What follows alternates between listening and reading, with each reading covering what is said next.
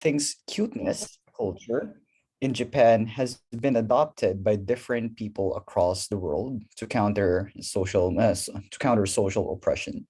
Ladies and gentlemen, help me on welcoming our first guest speaker for this afternoon, Dr. Charles Chi Cheung. Round of Hi, applause, everybody. everybody. Could you hear me? Could you hear my voice? Is it clear enough? Oh, okay.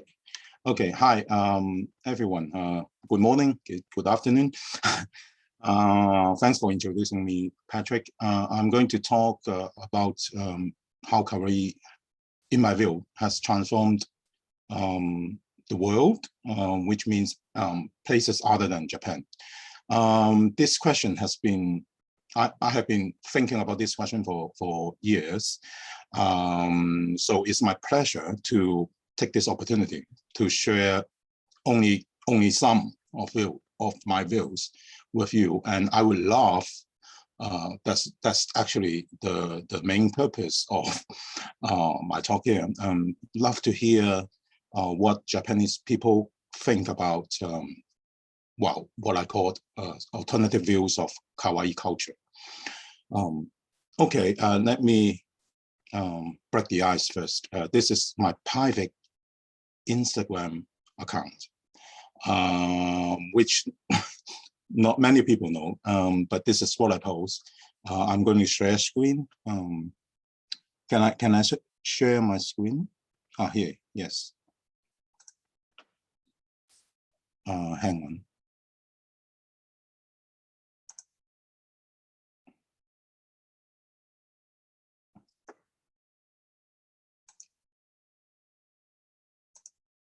Okay, this is actually my private account. Is closed. So this is what I recorded yesterday.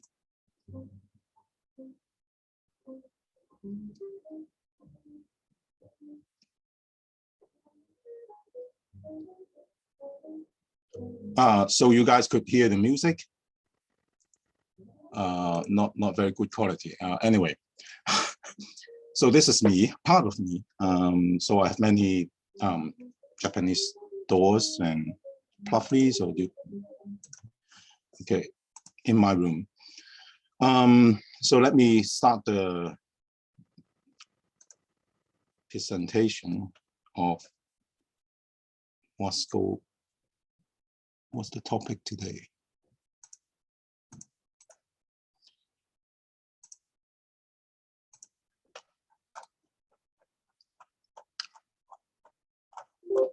Charles reminds me to be concise, brief, and concise. So I'm trying very hard to simplify or yes, make everything concise. I'm going to do that. Let me see how good I am at doing this. So the topic is, how has Japan kawaii culture transformed our world? Many Samuel figures, as you've seen, many of you should be familiar with. A wide range of living products, mostly for females, supposedly for females. You should be familiar with everything you could think of. In every lifestyle products, you could see a cute version of it, kawaii version of it, around the world and in Japan. Too many figures to choose, and many fans around the world. These two are from Hong Kong, and this one crazy girl spent £30,000 in this very room, filling with Hello Kitty stuff. And actually for different people here, men as well, and possibly queer, excuse me, queer. And actually, if you look deeper or not, pay attention to how corporations actually also use cute or kawaii signs, symbols, stuff to decor the aircraft, buses, trains, and so on and so forth. So how to understand about proliferation or many kawaii things that filled up the social space of our world. One starting point is, and I think this starting point actually may be shared by many people without the rigor of theorization that I'm going to present here. But we often think things in this way in the mild version. So this is the most rigorous systematic way of thinking kawaii things. Gendered social control is a kind of social control, controlling females to be obedient to males. I'm not going to read it word by word. I'm just going to summarize the key points here. This guy, remember him, Brian McVille, very good writer. So this paper actually written in last century, 1996, but which has a lot of influences into later thinkings about kawaii culture. What he did is actually like asking people in Japan, actually maybe your parents, some of your parents, and they responded that they asked the researcher asked them, what do you think about kawaii culture? And the answers are very short. So we call it indigenous meanings. People say it's comforting, soothing, relaxing, make one feels warm inside, feeling of security, or simply nice, blah blah blah. So as an anthropologist, McVille is an anthropologist, extended his analysis into classifying the world of kawaii culture into two columns. Very classic way of analyzing things. One is one set of meanings symbolizing powerlessness. I have no power to control things, so I better be a small person. I'm weak, I'm female, I'm feminine, I smile, I don't fight. I like bright colors, I avoid dark colors. I'm just a children, I'm young, and I'm an infant at heart. I'm youth. I'm lighthearted, I'm not a serious person. Don't give me serious tasks, serious things to achieve. But I'm outgoing, I'm adorable, I'm small. So this kind of meanings cluster, which means goes together as a set of meanings defining kawaii culture according to McVille. And so just like all meanings in the world, they have an opposite set of things. So these are all representing males, strength, I can control things, I can do work for you, I can do work for the world, kind of thing. So it's kind of the source of patriarchy, which means the world is controlled by the males, a very classical way of putting it. So kawaii culture, according to McVille, is actually complicit, which means it supports patriarchy culture, unequal social relationship. How does it happen in reality? So he is saying by liking females, Japanese girls, I like by buying Hello Kitty culture, by buying this kind of stuff, they slowly becomes an obedient girls. They are gentlest, they are receptive, they have receptiveness. They always listen to people. I'm small, I'm weak, but I can listen. I have empathy. I could obey you because you have power. I will cooperate. I will not fight against you. This you always mean men according to McVille. So by being killed, women, females, according to McVille, are able to occupy the proper place, means they are subordinates. They are in a position which she they would not be assigned for serious tasks to do, and their role is to help the men. So, but this is only a one side of the equation.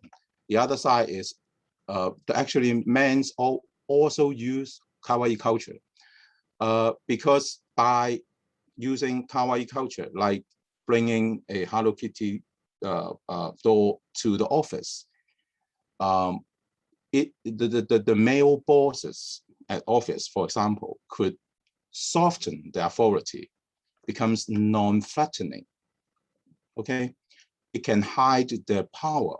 It can hide the man's power, and start to communicate with the obedient females, according to my view, and make sugary, very sweet emotional bonding. Oh, you like Hello Kitty? I do myself. Could you help me to do this? So this kind of conversation, according to my view, would go on office, because it is a smoother way of controlling females. It's a smooth, which means to establish some kind of fake, not real, emotional bonding through kawaii culture, because we both like it. So the females at the lower position at work or at school would not feel resentful, would not feel angry, would not feel there's nothing wrong about helping men. I'm weak, they're strong, and I'm kawaii. So this is what McVeigh was trying to say back 20 years ago. Okay, so this is like how do authorities soften their power. So this is one way of putting it. When a role is under construction, it's probably American way of putting it. Okay, this is under construction. Okay, nothing else to say. But Japanese way of saying under construction would be like this. Yes, they are doing roadwork. Sorry? Okay, and have a lot of kawaii figures covering it. So they're co-producing, join it together. So the superiors display empathy towards the cute inferiors, the women at work, secretary, or clerical workers, things, that kind of female occupations. The inferiors as being, as internalized cute person, kawaii person, will display empathy towards the superiors. Note that the bosses use the kawaii culture strategically, okay?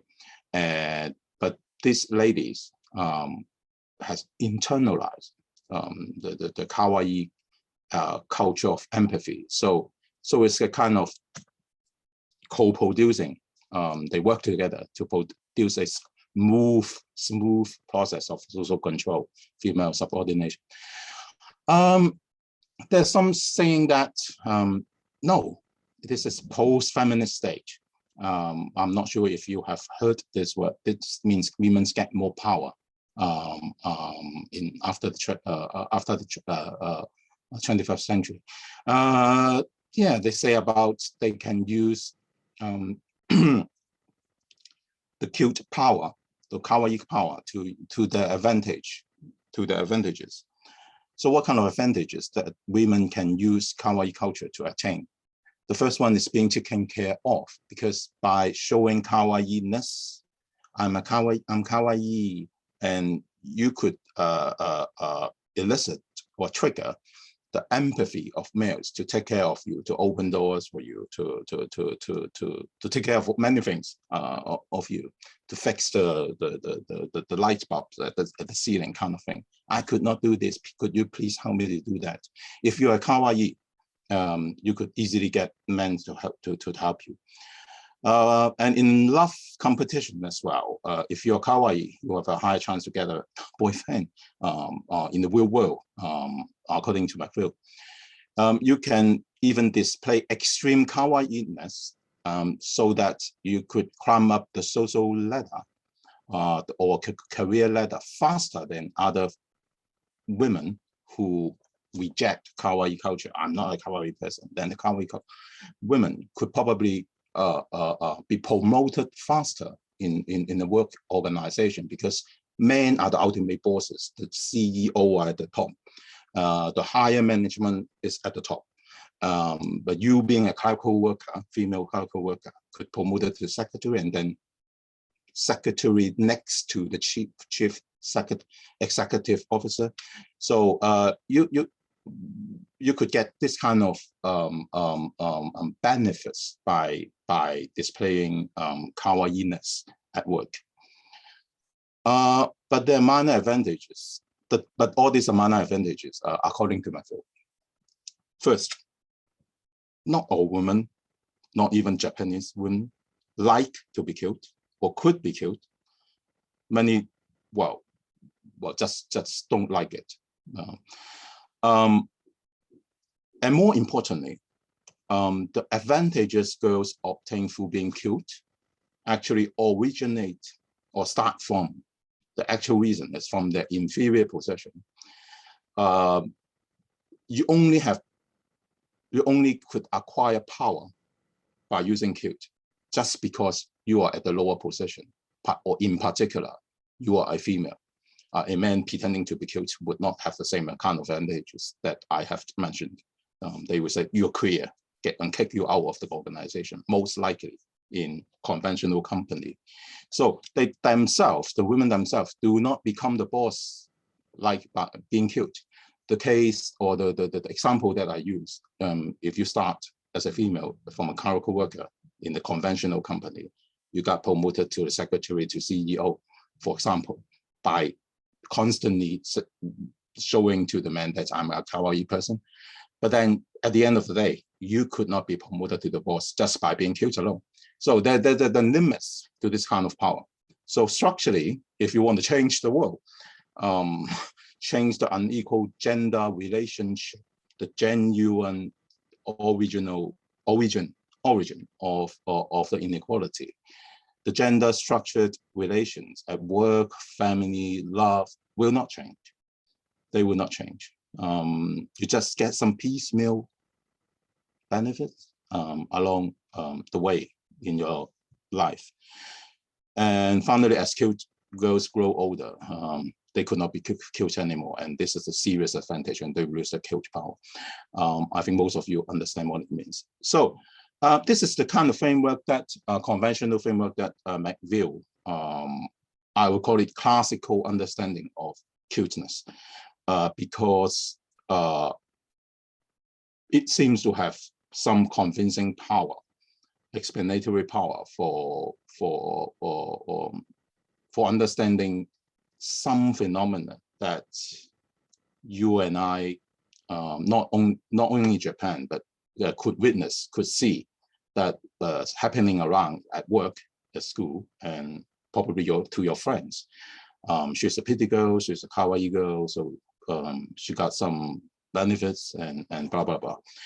But you think that she's still in at a subordinate position in the society. The contradictoriness is like this. So I don't want to spend time on this summary.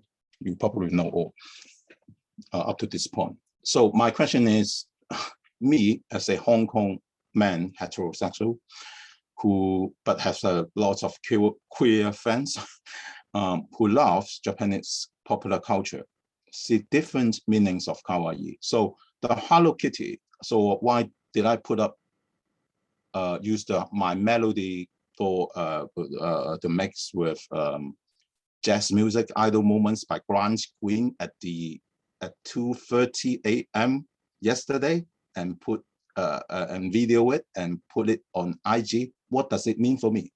I'll tell you later if the time allows. But you see, my point is, my use of my melody on Instagram, I'm not sure how actually, I'm pretty sure it doesn't fit McVille frameworks. So for me, or for you, I'm not sure if you have ever thought about this kind of phenomenon seriously. But I'm sure that you may find McVille's examination quite nice, but it doesn't fully explain some of the experiences that you could see in Japanese society or in other society or that you travel to, or in just some MTV or just global media around the world, that they use kawaii culture differently. And to such an extent that it seems to be beyond our comprehension. And so I'm going to try to present some of these cases and the logics, the reasons behind. For me, I said I have been thinking about this question for years. So the first thing for me is no, Japan kawaii culture. There's no singular Japanese kawaii culture, and Japanese anime, Japanese popular culture has been doing things to expose that what actually McVille has done to say that, to tell stories that there's always something very dark. The social world is an ideal world. It's dystopia. It's not utopia. There are many powers, suppression of people. So many anime actually wants to do this and using kawaii symbols in their way of telling the stories. So it's like presenting you a kawaii culture at first, but then peel off the kawaii skin and let you see the deep inside that our society is full of social oppression.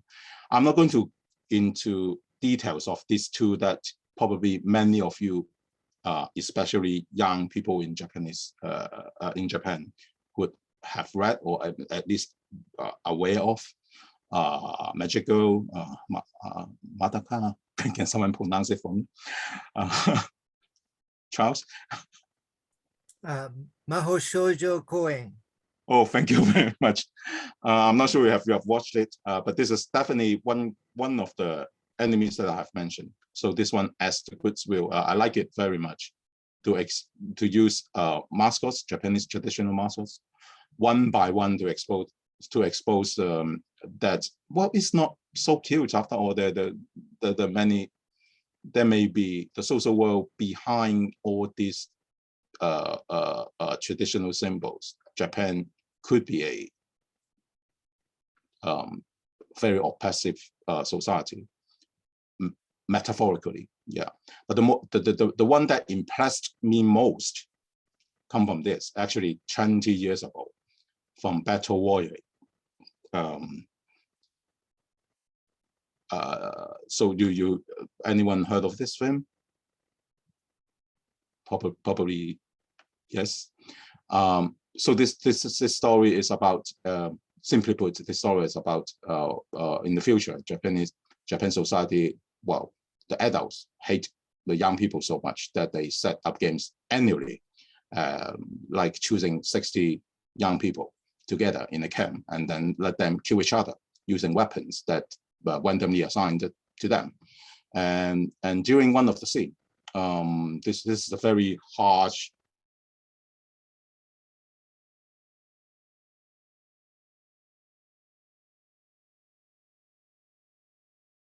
with the formats that you often see in Japanese advertising, that a kawaii spoke girl try to sell you something, refrigerator, blah, blah, blah. But this time, she is selling weapons, telling you that this axe could probably be better than this bottle of water for killing your mate beside you.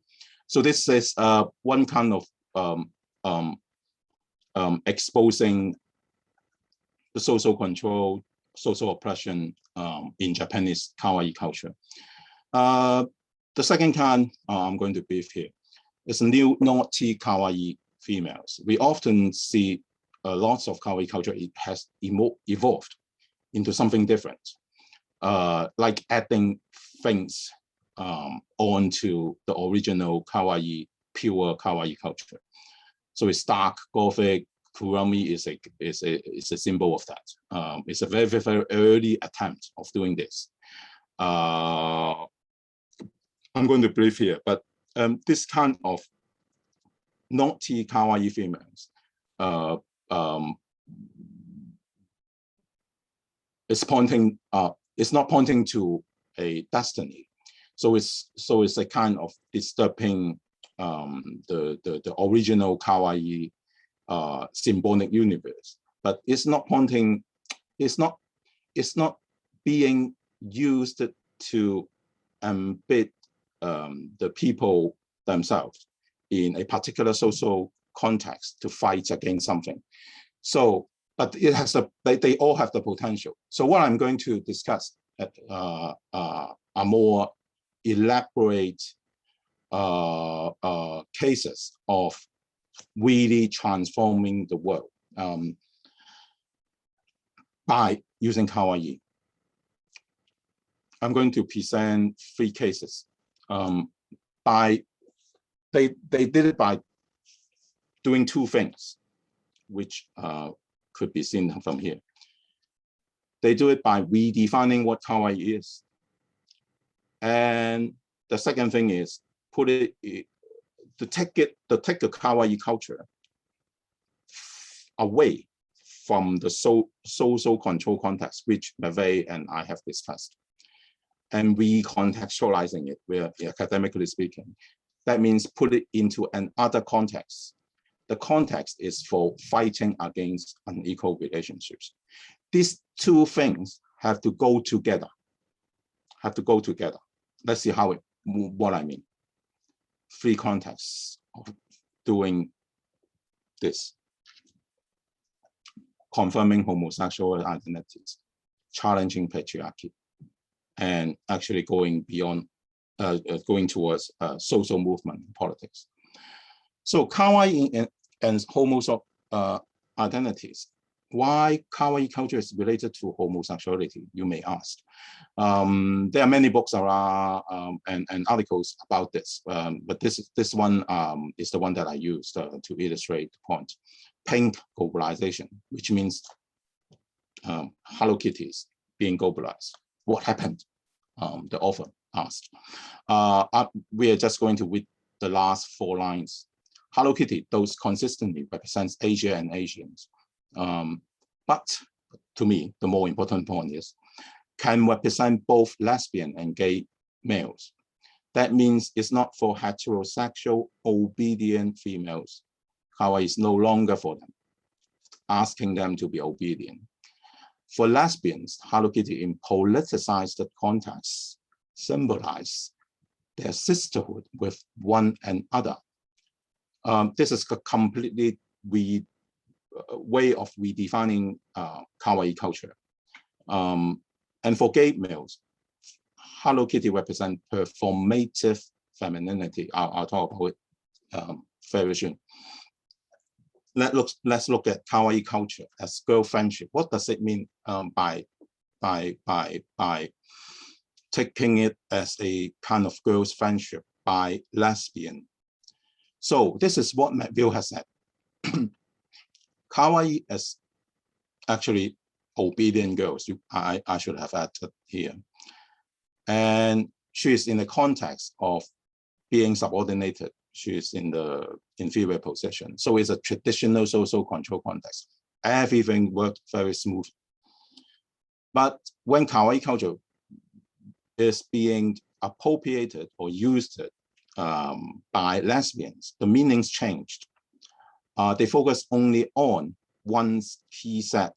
They primarily focus on one key meanings or from which could be extracted or taken from kawaii culture. Sisterhood is between girls. It's just between girls, friends. We are all friends, to symbolize the identity. So kawaii culture doesn't mean subordinate, obedient girls anymore. The meaning shifts. The primary meaning shifts, I would say. And because it's used by lesbians and the context would shift to another one, because lesbians in the modern world, despite LGBT movement, are still fighting against discrimination against lesbians in many ways. So the context shifts, the meaning shifts. So this is one way of recontextualizing, redefining kawaii culture for the purpose of fighting social oppression. So a more visual understandings would be like this. The kawaii culture is like here. The Hello Kitty is here. It's supporting social relationship like this. A man dominates a woman. Yeah. But the same kawaii culture, when used in lesbian context, would mean something else. When you would say this domination by one girl to another, lesbian tell you that it's sisterhood, it's between friends. So it's a very important resource for them to, one of the important resources to build up lesbian identity. So this is another very complex question, which could not be dealt with here. But anyway, it's one important source of one symbolic source for lesbians to draw on and say, oh, I have Hello Kitty, I'm a stronger lesbian. Yeah, I buy a very cute Hello Kitty doll today. I bought two, they are friends, and I feel better as a lesbian, that kind of thing. So I would not repeat the chart here. So I think you could understand the same thing happened to gay, which means heterosexual, homosexual male, or male homosexuals. The Hello Kitty culture originally means obedient girls transformed into something else by gays, when used by male gay. It means performative femininity. What does it mean? It means for many gay people, the gender, how do you say it? The dichotomous gender, the polar opposite. Like being man, you must be tough. Being man, you must be rough. Being man, you should be fighting everyone that you don't like. And being female, you're weak, blah, blah, blah.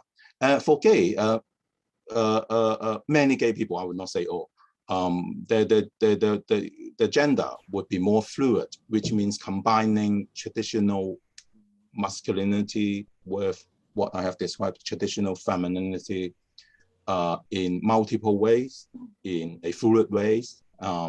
So for them, the idea of Hello Kitty is very good because it helped them to, as a vehicle, to express their desire to express, maybe at certain moments, or for some gays, I'm always a feminine gay, the feminine side of male gay. So it symbolized an attempt to establish a more fluid gay identity in a world that discriminate against them still. So we see that this Houston gay parade, pride parade, a bunch of gay people using Hello Kitty to say, okay, I could be cute, I could be feminine, at least in the parade. I'm gender fluid. And because of this, desire to adopt or to present themselves as gender fluid, they even do something like this. The friends around the world, the gay friends around the world, Photoshop all the traditional masculine heroes in Marvel or X-Men heroes using Hello Kitty outfits, very pretty. I would like to put them on posters in my home. But at the same time, it's not limited to gay, as I said. Lesbian do it as well. So it's very interesting that Hello Kitty in McVeigh account has been transformed into two different directions. Actually, the cultural logics are the same. They reappropriate, the gay people and the lesbian, reappropriate what kawaii means and put it into their own context, which means being oppressed in many ways, and then use it as a symbolic resource to establish a stronger homosexual identity and to help them to sustain their life or politics in the world. The last one, I'm a bit slower than I thought, so I'm good. Okay, I'll focus on this. So as I said, it's not only for homosexual. Actually, as I said, a kawaii culture, to me, has the potential, or actually has transformed my world, okay, or some of my friends' world, for heterosexual people. For example, like this, this movie is not about homosexual or gay or lesbians. It could be appropriated, watched, admired by all. I see this movie, Assassination Classroom, which is originally a manga, I think. When I first watched this movie, I think it's a classic case of combining, first redefining or highlighting that kawaii is true empathy, and then take it as a form of true feminine power, and then add it to some kind of masculine power and transform everything. Before saying this, the logic, I'll tell you the plot line, or the key plot line, the key story about this of this movie, in case you haven't watched it. It's actually about a movie, as if my memory serves me right. It's actually about a movie in which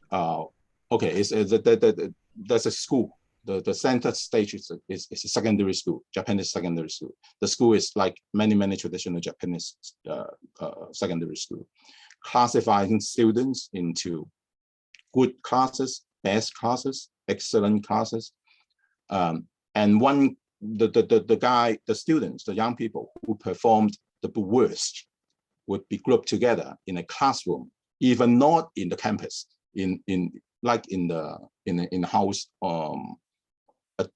around far away from the main campus. It's like being abandoned. They are abandoned, so they every day go to school without meanings. So suddenly one day, this guy appeared. It's very strange, right? If you see this guy in the real world, you'll be very frightened. But Japanese comics and manga and anime, anything can happen. Okay, he appeared with this cute face, kawaii face, traditionally, but it seems to be an octopus shaped kind of creature.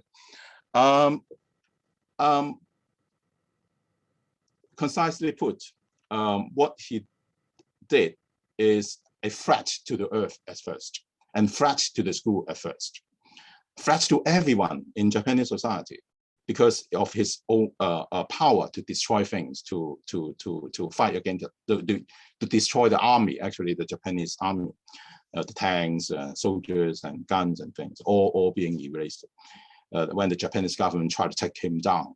But then he suddenly announced, okay, I will leave the earth.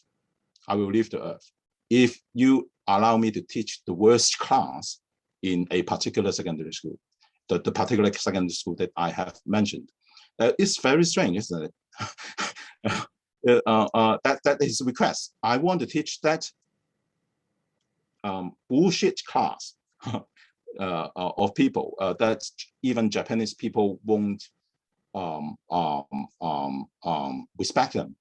So what happened is, slowly, as the story slowly goes, this cute face, cute head figure with powered arms, octopus-like arms, actually the story revealed that he's actually a very kind teacher. He was a very kind teacher at heart. So it represents it is this kindness in treating students is represented in his kawaii hat. But he got he's dead for some reasons. But he don't like the school, the way the school treat the students. That means classifying students into good and bad. So he come back. It's like reincarnation with this special power, and want to rescue the student. And what he did in the story is to press the students, the worst students in the secondary school, to respect themselves. You have to learn. You have to show respect to yourself. You have to learn. You have to grow. You can't drag on your life like this. So he, unlike other people in the secondary school or Japanese mainstream society, he treat the worst students with kindness, empathy, and heart, but with a very alternative way, of course, with an octopus-like creature appearance. So finally, the students realized that that this creature is actually full of love. So what I concept in my conception is it's a classic way of redefining kawaii culture in many anime or in many Japanese popular culture. It's like this. So kawaii is being redefined as empathy. Actually, this meaning is embedded or is originally mentioned by Maxwell anyway, but it's being highlighted, it's being taken out of the traditional social context. So it's combined with the masculine fighting power. He has to be strong, this creature. He has to be strong to fight against the secondary school teachers, the Japanese government, and all the adult authorities that discriminate against the young people, the worst student in that particular school. So he has to combine these two things together. If you only have masculine power without purpose, you are a monster. You are a classic Godzilla. But if you combine the kawaii as empathy, you are magic. And so I call it's powered up kawaii culture as true empathy, feminine power. And then you put it into another context. It's for fighting against unequal social world. Time does not allow me to explain this with the same framework that I have mentioned. But I see this Japanese drama, which was very, very popular across Asia. I'm not sure you Japanese young people know that. It's very popular beyond Japan. It's widely watched in Asia, and people keep imitating the dance, and spread. It's like goes viral on YouTube. The kind of imitation. Okay. Finally, I'm going to just briefly mention that it can go to kawaii culture, could be according to what we have described. We articulate is the term that I want to use. Articulate means joining things together. Maxwell say kawaii culture is obedient. It joins with patriarchal social context. So it's social control. Kawaii culture, if you detach it from traditional patriarchal society and take the context away and then put it into a radical context, another context, it means something else. It could be something else. And this is one poster that is taken by Charles Campbell could have seen it. It's taken by, it's taken from millions of posters that appeared during the social movements in Hong Kong in the past 2 years ago. I would like to, I'm just going to explain a bit. So you see this guy wearing, I would say, helmet. It's for protection for those protesters. on the streets. There's a criticism that the protesters were very violent. It's very masculine as well. And but in the posters, actually, you would say something different. In the poster, there are many posters like this, which I call combining the empathy or kawaii culture, which means emotional bonding, friendships, love, empathy together to fighting for a greater cause, which means for social justice. So this is a very Hong Kong way of appropriating kawaii culture in a very political, vibrant context. Okay, so this is what I have, I want to present, and I know time is running out. So I would like to really listen to some of your views.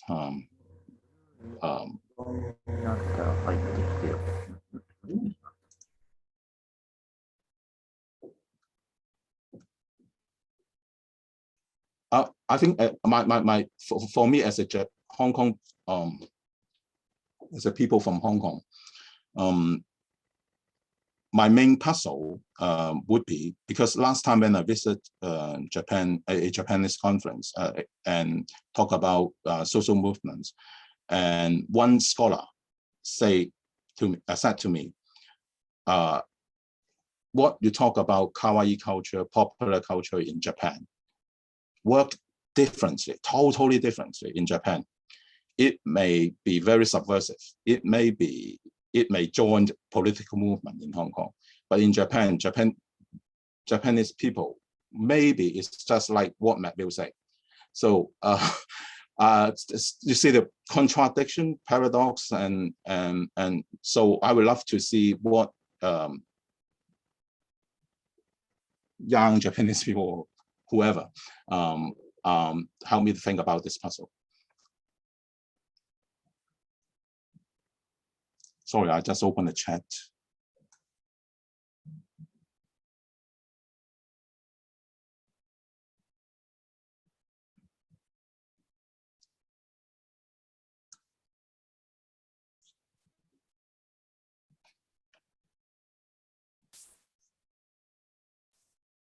So I've got questions actually.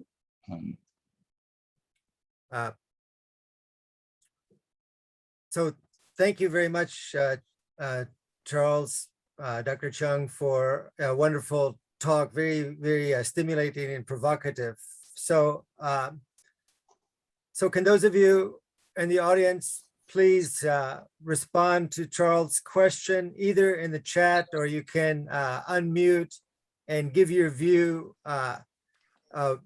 verbally, which I think is, I would like to encourage people to do. So you can give your idea in the chat, but so I think just to repeat Charles' main question, the idea is that kawaii has a different meaning in Japan, or is it similar? So Charles showed that that at least in Hong Kong and in some Western contexts, the meaning of kawaii culture can be very powerful and challenge authority.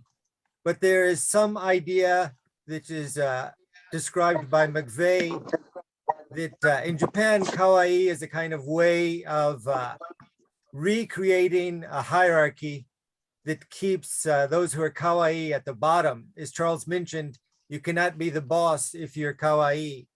So what do you think that the meaning of kawaii is different in Japan, or maybe McVeigh is wrong and that he's overlooked some of the, maybe there's a political meaning more in Japan of kawaii? So please share your ideas. Can everybody please write your idea in the chat, or just unmute and give your idea. We just have about 5 minutes for questions, so let's not waste our time. Please bravely speak up. Thank you. I have also give you the link to a question, a very simple questionnaire form that I hope that you could fill in if time does not allow you to express your view in more detail. Yeah, the link is in the chat room. Yeah, I truly hope that you could help because it's really rare. I do not have any chance actually to hear what university students or people interested in this topic, at least I think for people coming to hear, exchange views on this. If time does not allow you to talk about it here openly, please write as long as you wish. The form has no limit or no word limit. Yeah, I truly hope that you could do that. And I for the chat in the chat room, Wasata, I could not see the full name. Nasaki. Sorry, are you still here? Yes, I'm still here. Thank you. Yeah, I do not quite understand. Do you still want to ask, highlight your question in a simpler way, because you have three questions and Okay, yeah. One question is that when you talked about how kawaii can make women obedient, and like how women fall, like men is higher than women, things like that. I thought that the kawaii, well, the cosplay picture you were showing was from the melancholy of Haruhi Suzumiya. But I think why it made me feel so much was that it was because it was Haruhi. So I think if it was the cosplay was from Hello Kitty, I don't think not much people feel that you are making women follow what you want them to do. So like my main point was that I wanted to ask you, like, do you feel the kawaii is same with like characters like characters like Hello Kitty, or characters from like comic books? Are they have the same kawaii effect? Thank you. Very good question. My last point of my presentation that I haven't presented is, my view is there's multiple cutenesses. Do you know what I mean? There's no one singular cuteness culture. And the question that you have raised actually is not my view. It's McVille's view. McVille think Hello Kitty make dumb girls, and I think, well, okay, put it this way. I do not think he is completely wrong. I think it's too hasty or too easy to go to another position and say, oh no, Japanese girls or even girls around the world, well, whoever loves Hello Kitty is going to subvert the world. I think it's not convincing either. So the second point that I haven't talked is that because of this multiple cutenesses, that there's a history of cuteness representation in Japan. So in the earlier era, it's simpler. But as I implicitly mentioned, it goes into more complex form of representation. And people start thinking about more kawaii means and put them into different anime works and popular culture and dramas. And there's a long history here that you could probably know more than me. But the second point is people use it differently. People use it differently. When I say differently, it means two things. It could be subversive. It could be potentially subversive.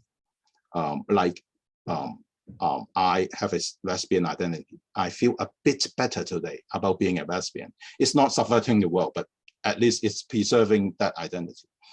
But at the end, when I say that the potential subversive potential or actually subverting the world, like what happened in Hong Kong in the last 2 years, using kawaii culture to combine it with masculine protesting strategy.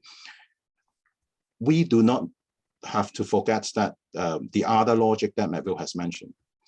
Multiple logics or multiple articulations of using kawaii still go on. Some girls or some females may even may fit Melville's description. I'm just arguing that that logic oversimplify what would happen in the real world. Cuteness would have many uses, and Melville isn't totally wrong. He just overlooked many things. Thank you, Charles. I'm afraid I'm going to have to end our discussion here for now, but fortunately, Charles is going to be giving another lecture later, which I will send to all of the people who are participating in this meeting, and we will make it open. So I hope that it'll be a longer session with more time for questions and answers. And I hope that people will come back and continue to discuss this kind of fascinating question of how we should understand kawaii culture, one of the most prominent I think, I guess, characteristics around the world. People associate Japan with kawaii culture. So I find this discussion fascinating and hope that everyone will take the time to answer Charles' questionnaire. So we don't have time now for many of you, but please just copy it and put it into your computer, and then take the time to answer it thoroughly later. So yes, please copy the link. Thank you. Thank you very much again, Charles. And I truly hope you could share your views. yes. And so now we have to, or I guess we get to move quickly to our room. So Ami, I think, is going to share the schedule coming up. So we have 4 choices.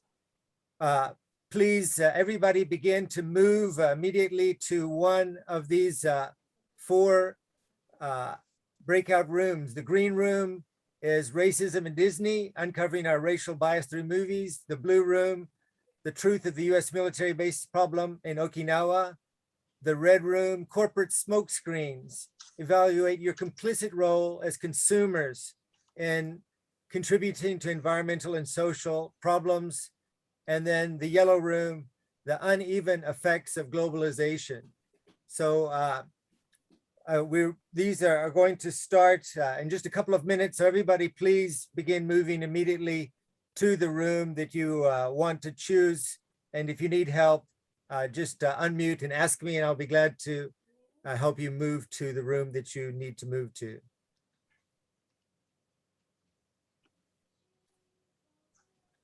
So I'm going to stop sharing just so that I can see everybody. All right. All right. Okay, so so everybody, please move to one of those 4 rooms.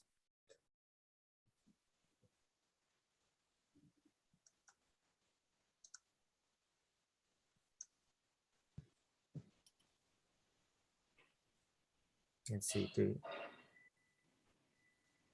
Charles, thank you so much for organizing this. Well, thank you, Charles. That was a wonderful talk. I'm sorry that we don't have more time for question and answer.